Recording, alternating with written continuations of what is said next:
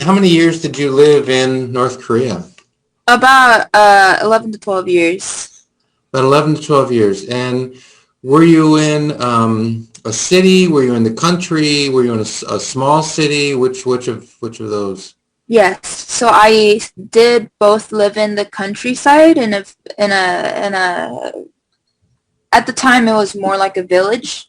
And I did live in Pyongyang as well. I went to I our family originally lived in the city of Rasan or Rajin.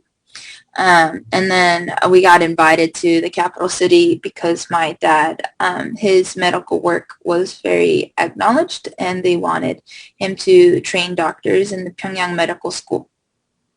Oh, okay. Okay. When you were there, did you attend North Korean schools? So I couldn't attend North Korean school because I was a foreigner, but there is a school on, so basically with embassies, they have a compound full of embassies. So it's not spread out throughout the city. So in the embassy compound, there is a school for children uh, of embassy staff. So like they're foreign children, not Okay. no North Korean children. And the, So yes, and sorry, and these are children from a lot of different countries' embassies who go to the yes, same school? yes. Okay. So embassy workers from Pakistan, India, Iraq, not Iraq, Iran, Palestine, China, Vietnam, Laos, Wow. many different Sweden, many different Nigeria, a lot of Nigerians, many different kind of Wow. countries. And these are these students, they all go to the same classes, or do the Vietnamese kids have their own classes and the Now, Nigerian kids have their own so classes? the school is from K to 12 is under 50 children. Okay, so we're not talking Yeah. about a lot. So all the children, all the embassy uh, staff children are together in a school from all these different countries. Yes. And I'm guessing the common language of instruction is English? Yes. So it is it's a school run by the Korean government that teaches North Korean curriculum by North Korean teachers, but all translated into English. They include all the subjects except for history and ideology, because that um, definitely leans heavily toward ideology. But throughout the subjects and different textbooks, there's ideology throughout it. So in the geography textbooks, it says they praise the Cubans um, Wow. for being able to defy the U.S. imperialists. And Oh, in music class, um, we sing of the great leader and the suffering of the soldiers and patriotism. And in English, we read these stories and write these stories. And my sister's math problem when she was around kindergarten or first grade, there was a math problem that said two North Korean patriot soldiers went up a hill and killed 5 American soldiers. How many American soldiers did they kill? So there's still a lot of ideology jam-packed into these different subjects as well. wow. I've heard that before. Um, so I mean, so this is what you're getting in school. At the embassy school or in the embassy compound. How did if you're comfortable answering this, I mean, how do parents, respond to this, knowing that this is what the kids are learning math, but they're learning it through, this kind of example of, from the So world. it's very interesting because these families, these people are coming from third world countries themselves. So this concept of ideology being in these subjects is not a foreign idea to them, and it's not preposterous to them. So they don't really think a lot about it. It's more of like the Westerners who are like, huh. But they have no other means of educating their children. and my family homeschooled for a bit, but that just got really lonely because we didn't have any other outlet of socializing with anyone, anyone. So yeah, we would go to school and it would only be from like 8 to 12:30, and then my mom would supplement our education because their English was for second language learners, and we are not second language English learners. We speak English in home, and we, so we would have Bible study. My mom was very adamant of having Bible study and reviewing the day, and yes, and teaching us English and things like that. Yeah, and so was it almost something you just kind of got used to, that, ideology and juche and all that stuff is it's just kind of in the curriculum, and you just kind of almost get numb to it in a way? I did not. I went to the school from around 11 to 15. I, in a sense, became more aware of it as time went on, which is quite interesting. I think as I got older and I was making sense of what was happening in conversations with my mom and my parents, and I knew this was something that was different. It wasn't, because we would go to China as well. So we would stay 4 months in Pyongyang, for 2 months in Yanji, 4 months in Pyongyang, 2 months in Yanji. So it's not like we were surrounded by that environment 24/7. We got to talk about what happened, debrief what happened when we went to China. My mom would say, hey, you can sing that at school, but we're going to worship Jesus at home. And it kind of felt left out a little bit while I was going to that school because everybody else was ambassadors, but my parents emphasized, hey, we're going to be ambassadors for Jesus. Oh. So it was still very, they never said, hey, this is wrong, but they did say, we're going to worship Jesus. Because if we say, hey, mom and dad said it's wrong, then that's going to come back to them. And it's just a whole tricky business having kids there because we don't know.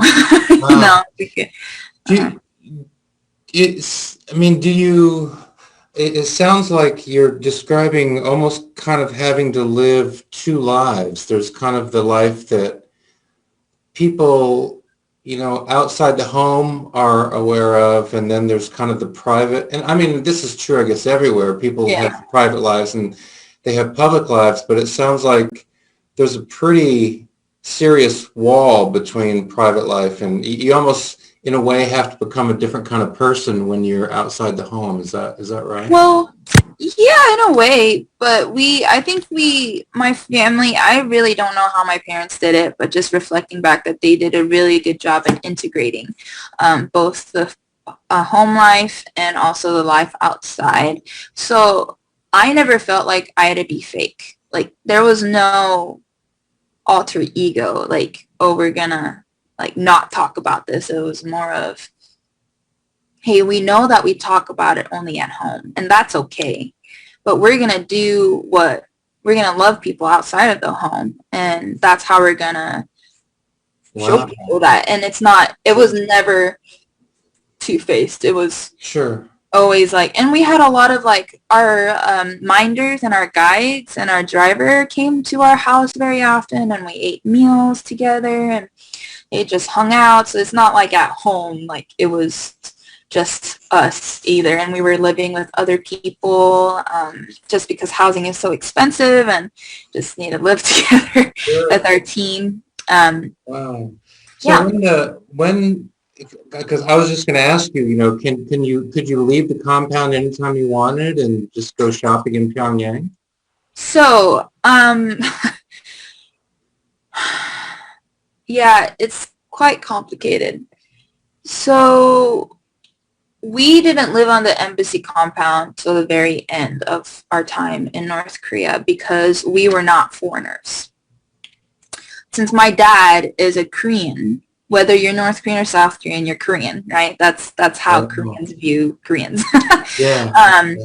Uh, since my dad was Korean, we were all considered Korean expats. Even though my mom was white, she was a Korean expat because she belonged to my dad. Since we were my father's offspring, Yeah. we were Korean expats.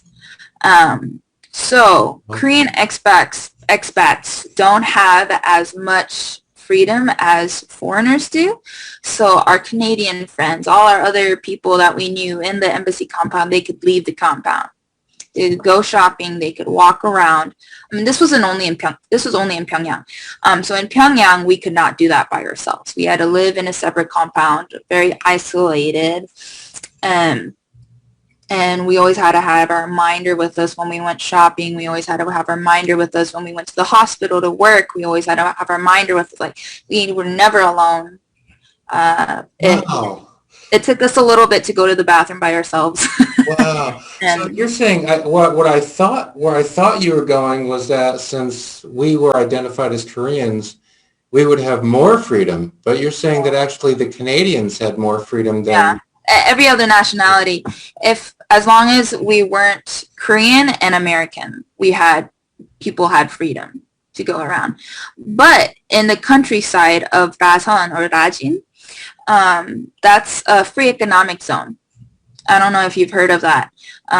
So the government is kind of experimenting on what North Korea it would be like if they opened up their country. So Rajin or Rasan has a lot of Chinese businessmen, some Russian business people. Yeah.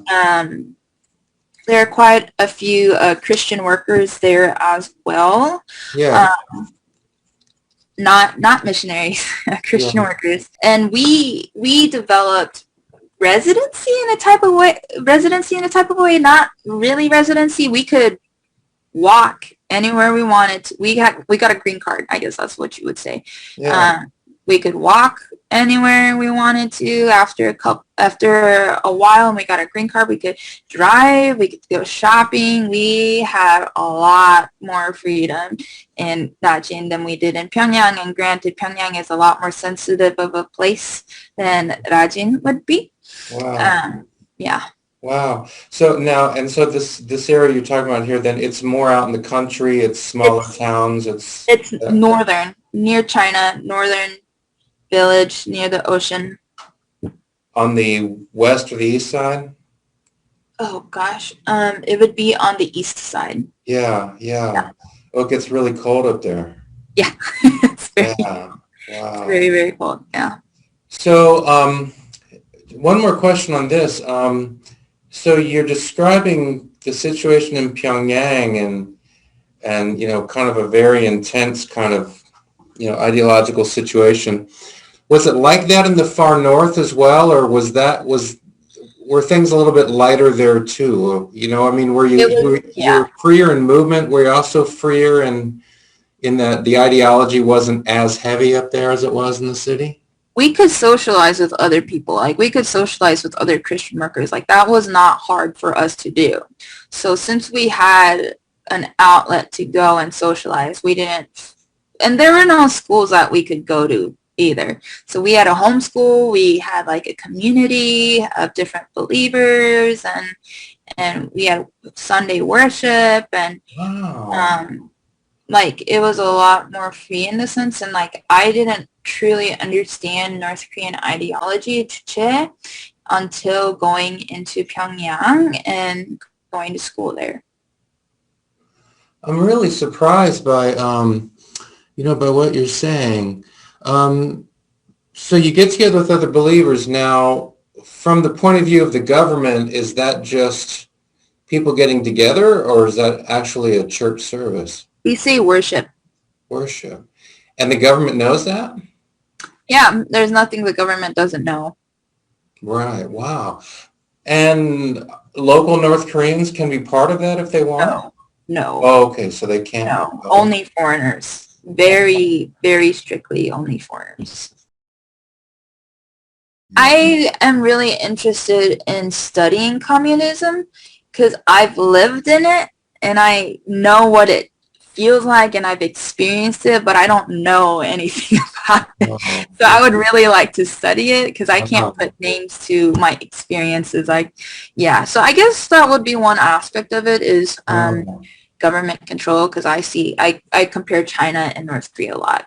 Yeah. So I guess that's one common factor. You just said something real interesting. You said that you have felt what it's like to live in a communist system. How do you describe that feeling? What does it feel like to live in a communist system as you've experienced it? Um, One thing that is very notable for me personally, in my personality and whatever, there is no abstract art. Mm. There's only realistic art, and I think that can be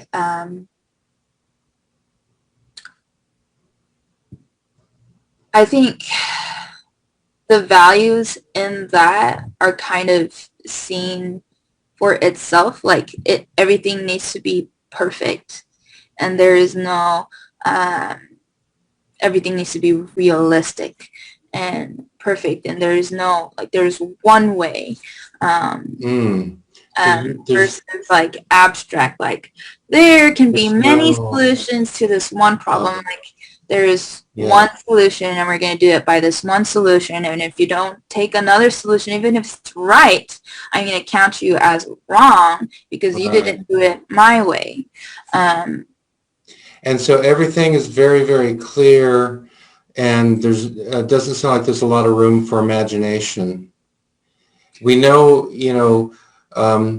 like I was reading I'm almost done reading a memoir that a North Korean poet wrote, and he defected from North Korea, and he would be given assignments, write a poem about this, and so there's creativity in how he writes about what he's told to write about, but he doesn't have really freedom to go outside certain bounds. Um, I'll ask you this question, then we'll go back to the list. When you're at this school, of course, when you watch documentaries about North Korea and you look at photos from North Korea, you see images everywhere of Kim Il Sung, of Kim Jong Il. Were these images? In your experience, is that right? The images of Kim Il Sung, Kim Jong Il they're everywhere, and is that right? And I mean, are these kind of are people in North Korea continuously reminded of these two leaders, of the genius of these two leaders, and all that kind of thing? Yes, there are images everywhere in every room. Every room there is those two pictures that you do see in documentaries and stuff like that. Yeah. And one thing I do want to say though is that the majority of the people do believe in Chuche. They believe in Chuche. They're not, they are part of it, but they do believe in this. So yes, they are surrounded by it. But I think naturally, naturally,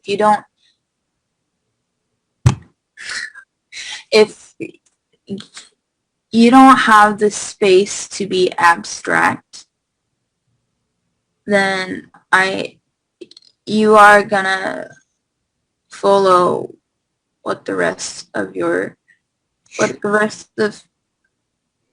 everyone else is doing, and that's Korean culture to begin with. Like apart from communism, apart from socialism, and even in South Korea, apart from capitalism and all of that, Koreans are very collectivistic, which means that it's the majority and not the individual. And respect for the leader, at least in the North or maybe in the South there. Yeah, I would say that they view it as a religion. They wouldn't say that. Right. That is not something. It's Kim Il-sung-ism. That's what they say, Kim Il-sung-ism. Yeah. That's how they translate it in English. So you almost have these godlike figures, and I've heard people say, I mean, at least some people say, like defectors say, we believed that Kim Jong-il could read our thoughts, that he knew what we were thinking and things like You that. never say the name. You Oh, never say his name. right. So you'd say the Duke Even, leader or yeah, great leader. something Yeah. like that. Like I hadn't said his name until I was like 16. You Really? know, like it wasn't for fear or anything, but that's just not what you did. You just do You that. don't say his name. Yeah. There's an example. I mean, here in the States, we'll just refer to the president as Biden. Yeah, What did Biden do today? yeah, or Trump, you know. Or Trump. Yeah. If you do that in North Korea, if you do the equivalent of that in North Korea, I imagine you'll get in serious trouble for You that. wouldn't even say, what did he do today? You wouldn't even say that. Like, that wouldn't even be a question. That would be like, oh, this is what he did today.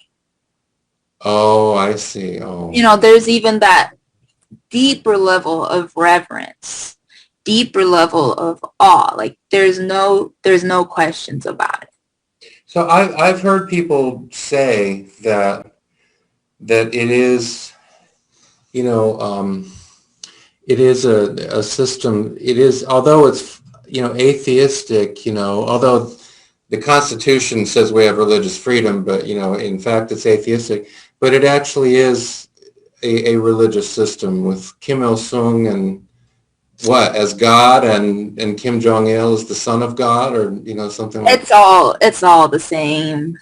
Like, there's no, yes and no. I mean, yes, but no.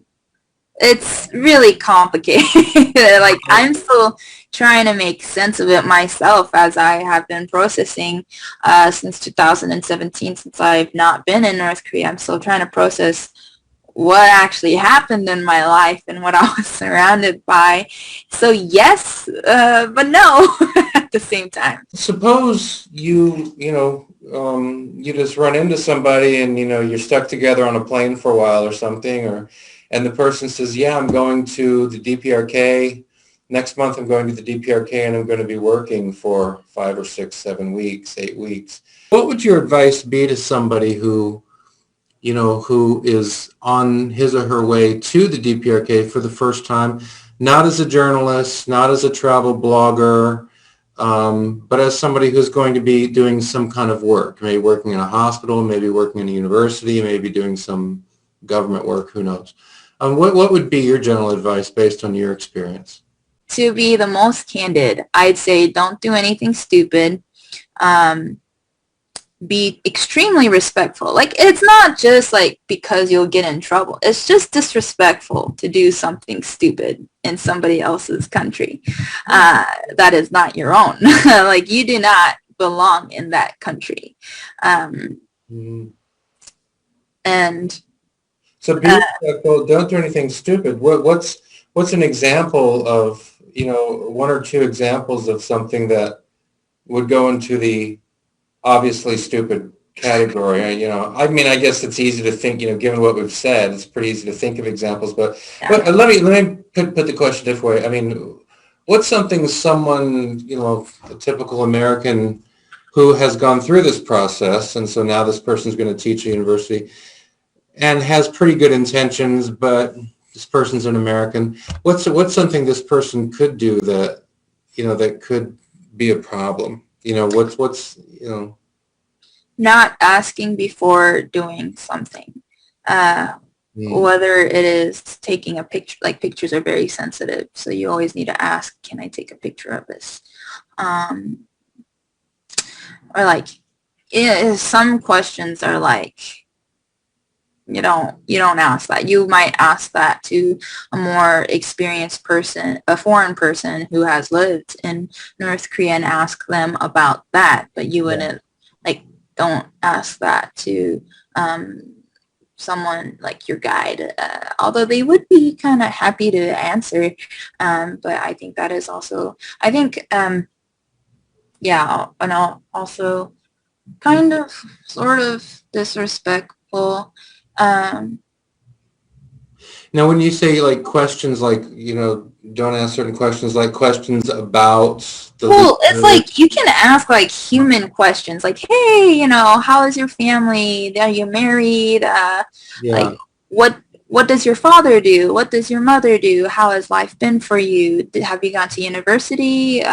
What are you interested in? And you like those are like great questions to ask, and that's wonderful. Like, just Yeah. get to know people. It's great.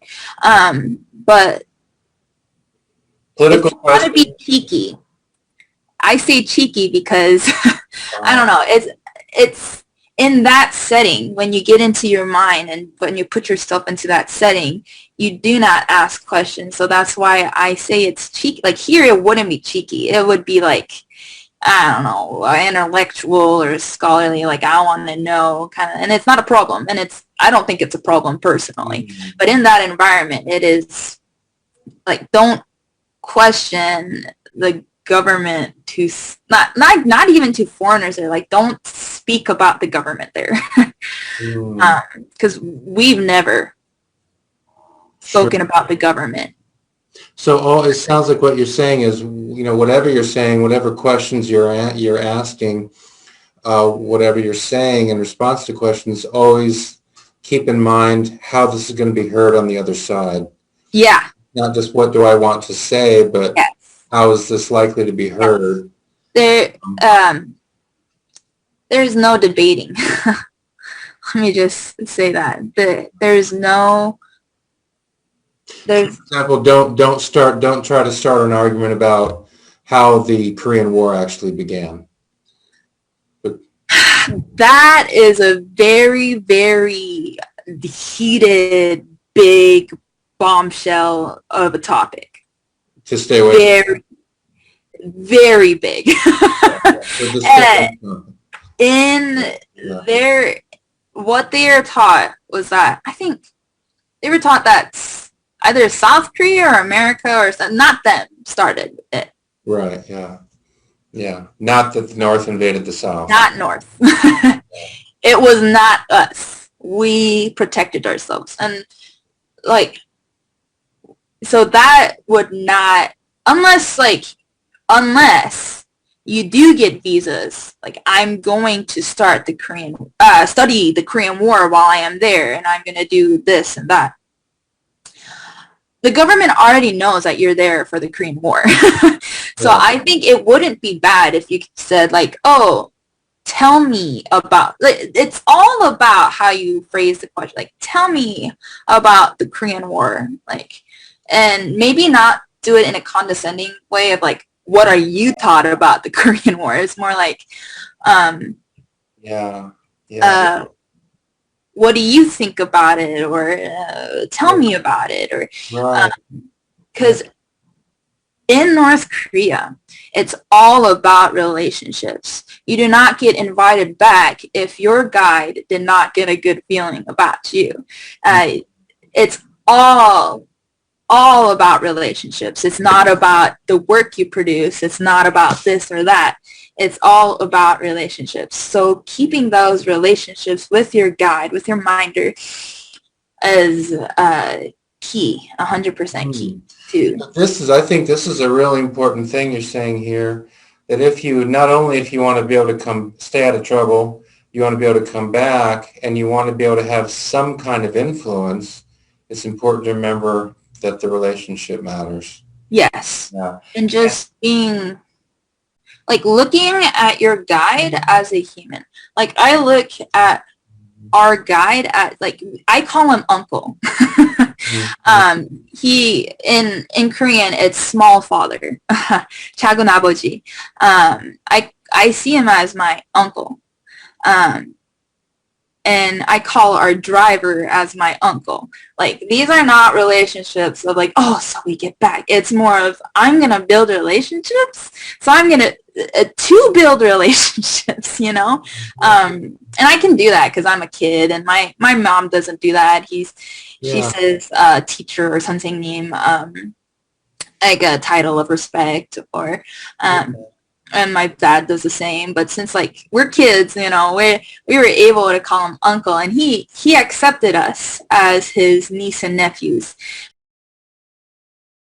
When you make that relationship, when you treat them as people, they will fight for you. So when our family has faced many hiccups here and there, because you're gonna face hiccups anywhere, even the States, you know, they were the ones who appealed for us to their own government.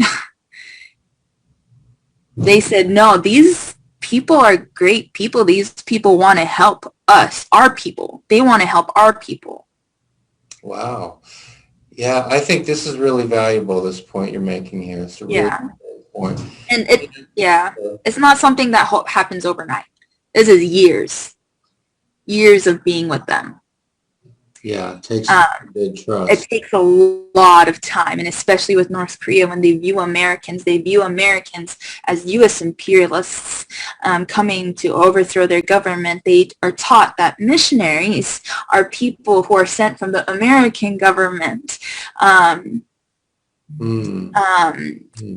And yeah, so their walls are guarded up. If your walls are guarded up too, there's just nothing's gonna happen there.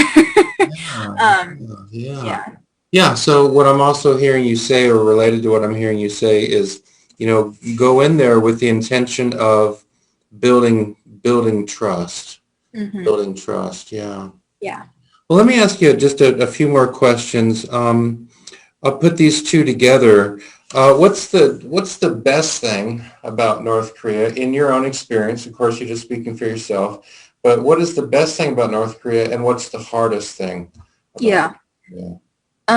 For me personally, in my very personal journey, I have learned a lot about what being Korean means, and especially like it's been hard throughout my life, because people there know that I'm not fully Korean, just by the way I look, and you know, with my mom and all of that. And like people in Asia, or people who are accustomed to what Asians look like, they know that I'm not fully Korean. But then people in North Korea, in South Korea, they're kind of like, you're not fully Korean. But in North Korea, they kind of treated me as, oh, you should be Korean. And I was really taken aback by that. Like, I've never gotten this this reaction before, because I've always been treated not Korean within the Korean society. A lot. So I believe North Korea really has preserved more of traditional Korean history and more traditional Korean values than South Korea has. You're saying, if I'm hearing you right, you're saying that, and I don't mean, when I say, I mean, what I'm hearing you say, and maybe I'm wrong, is that you have felt North Koreans have been a little less discriminatory than South Koreans, but I don't mean that like in a negative sense, like. Yeah. But in a way, though, because they also see that I am American. So there's like, it's a weird mush going on in there. You know, like, I'm not treated as a foreigner. Or my mom's not even treated as a foreigner, because she's married. She's a woman married to a Korean man. You know, there's this. South. Yeah. Okay. Yeah. And there was another family. There was a German father married to a Korean woman, and that family was considered German. It's all about the man. You know, very patriarchal. So personally, I felt, I mean, it was both good and bad, because I both received the embrace sort of as a Korean to Korean, but I also experienced more pressure in a way, like, you should be Korean. You should be doing it like this.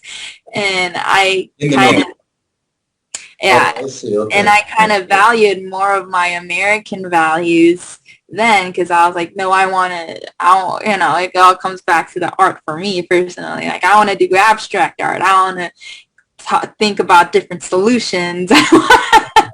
Like, there's no one right way to do it, but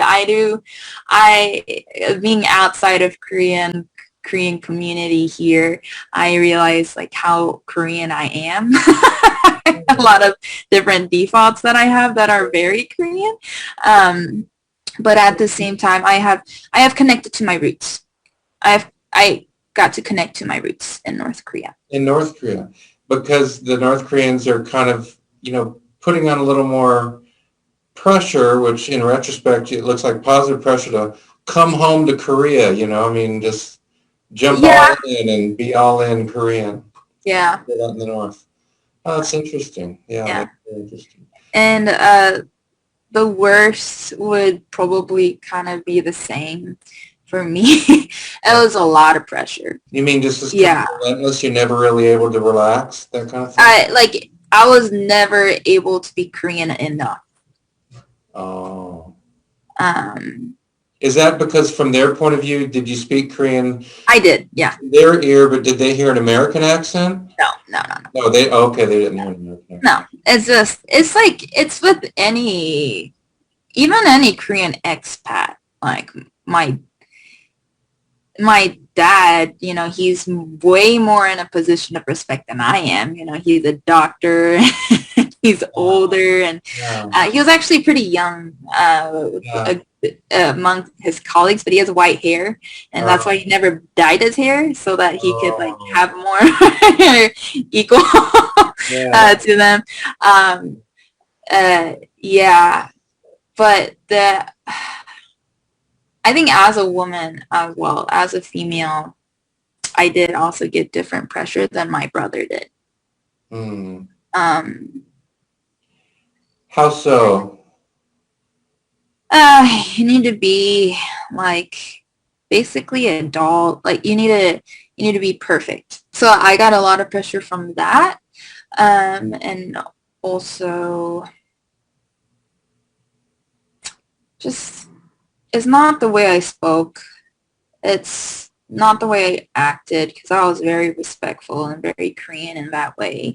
It was more of the way I thought and a lot more pushback to the way that I thought. Yeah. My thinking process. And of course, like, I am from ish. I'm kind of from an individualistic society Yeah. that values the individual opinion that it values.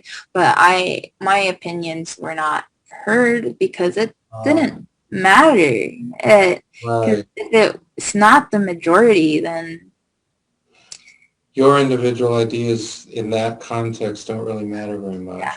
Yeah. So I have both seen a lot of value in collectivistic society and also a lot of value in the individualistic society. In my own personal walk on this earth and also in faith with the Lord, I have realized that there is no culture that is going to be perfect. The individualistic culture is not perfect. Collectivistic culture is not perfect. There are faults Sure. with both. As you, just sort of think ahead, what hopes do you have for North Korea, say 10, 15, 20, 30 years from now? So I told my parents that I was meeting with you and that I would be talking about the Korean War. This is kind of a rabbit trail, but not. It's going to lead back. My mom said, make sure he knows all the facts. Mm. And there are a lot of things that the North Koreans paint Americans for being bad. But there are a lot of things that the Americans paint the North Koreans for being bad. Mm. Mm-hmm. I don't know if you know this, but like, North Korea is the second most bombed nation in the world. Mm. During the war. Yeah. Yeah. 50% of the population was affected by the war. I mean, I would say 100, but 50% of the people were directly affected by the war. Yeah. Yeah. Yeah. And there are a lot of things that the American side, the UN side did. And it's frustrating because the United States government does not see it as an official war. Right. Yeah, war was never actually declared. No. War was never declared. Yeah. But to the Korean people, that was a war. That was a war. There is so much weight and emotion that comes with the word war, because families were separated. Oh, That yeah. was 70 years ago. If they were born during the Korean War, they're about 70 now. Like the people who fled, they're dying off. Like their families were never able to reunite again. Yeah. And that is really sad. Really, really sad.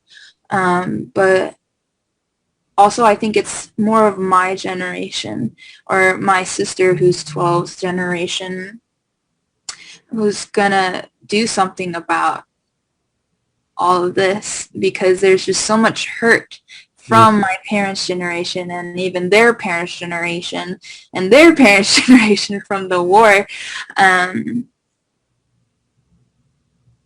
I would really like to see conversations. Not necessarily from North Korea, because I know from my experience, North Korea is not necessarily going to start it.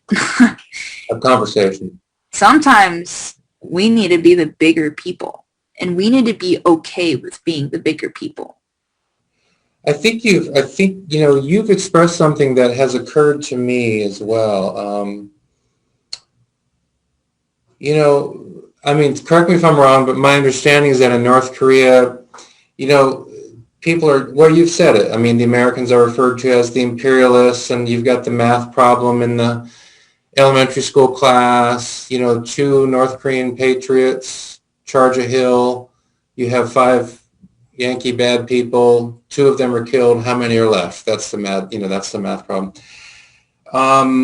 My sense is, correct me if I'm wrong, that the government of North Korea kind of continuously has people kind of in a war footing, like yes. At any minute, yeah. But we are at war. They're still at war because an end of war treaty was never signed. That's why there is the DMZ. Right, yeah. And so there's kind of this, this siege mentality, like we got to have nukes to protect ourselves from the United States. And the United States is saying, no, we're not going to nuke you. But, and, I don't know how far down the road you want to go to trying to understand things from the North Korean government's point of view. But this seems to be what you're saying, and this has occurred to me too. What happened in North Korea because of the bombing, as you said, that's going to have an effect. Yeah. That's going to have a psychological effect on people that's going to get passed on, It is definitely. That makes some sense. Yes, it's definitely a huge psychological effect. Like in kindergartens and daycares, there's even photos or replication of photos of the Korean War, of dead bodies. We are still at war, and that's why South Korean men are forced to go into the military. That's why North Korean men are forced to go into the military. They're still being drafted, and they are still at war. So what I'm picking up from you is, for example, I think, the historical consensus is that the war started when North Korean forces crossed the 38th parallel and started that war. And there were a lot of atrocities that North Korean forces inflicted. And there are atrocities, I think, all around. Mm-hmm. And so we notice all that. But one of the things that we also need to notice is, as you've said, North Korea was bombed into oblivion. Yeah. during that war. That's not the whole story. And No. it doesn't say, okay, well then what happened in June 1950, that doesn't count. The atrocities that took place in South Korea, that doesn't count. All of it counts. But part of that story is what you're saying. And when Americans are thinking about North Korea and kind of this siege mentality that that the government seems to have and passes on to the people, there is a historical, I'm not going to say historical reason, but you can at least make a case for here's why Yeah. the mentality exists, because of And something yes, that did happen. yes, this is why North Korea acts in this way, because historically X, Y, and Z. So now A, B, and C. So, I mean, getting back to this point you made about remembering that you're dealing with humans, and all humans are sinners, and so we can look at that war and say, well, the North Koreans definitely did some bad stuff. South Korean soldiers, they don't walk away with their hands clean. And, as part of that war, a lot of civilians got killed because of things different sides did. Pyongyang was, bombed into oblivion. And so that's part of the conversation, going to the table and saying, look, we understand that it actually wasn't that long ago Yeah. that your capital city was absolutely bombed into the It ground. wasn't even a century ago. Right. And so as a conversation started, just recognizing we understand that this is something that's still really important to you. Right? Yeah.